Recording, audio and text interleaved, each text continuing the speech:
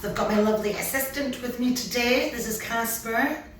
I'm going to show you some shoulder dislocates, which are brilliant for shoulder mobility and maintaining that mobility as well. It's going to take the shoulder through the full range of motion, like so.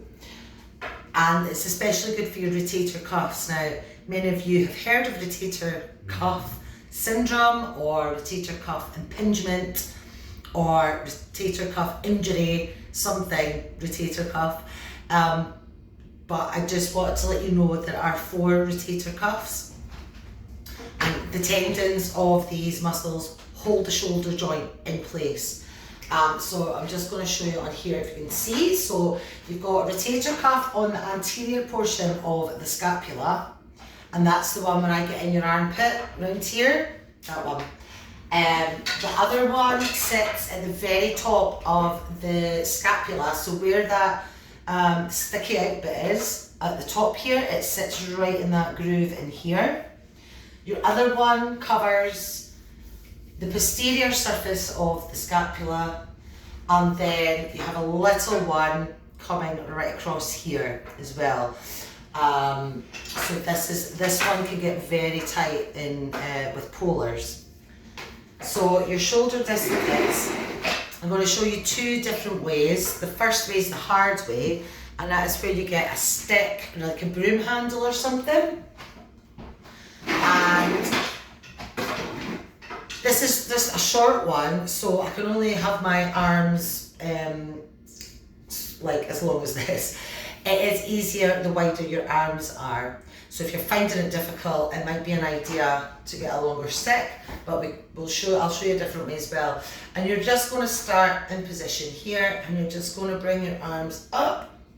Keep your elbows straight. Don't lock them out though, but keep your elbows straight. Now I can't get any further than this because my mobility in the shoulder is pants. This one would go. So that's as far as I can go. So don't push it through any pain or any stiffness.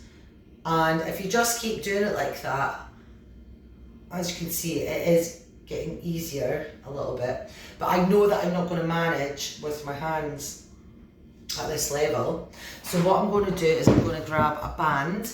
You can use a stretchy band, which would be even easier. This isn't a stretchy one. So I'll just wrap it around my hands a little bit so that I've got it a little bit wider. And I think I'll need it even wider actually. So we'll come it back, so I'll just take it a little bit wider. So, and what you're going to do is you're going to go all the way back and then bring it back round. And then you just repeat. So this is a really good way to warm your shoulders up. Also good to do in between sets of like triceps and biceps, just to keep the shoulders warm.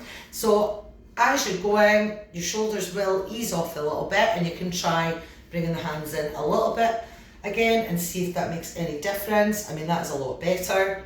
It's still, so I'm just going to loosen it off on that left side and bringing it back and forward.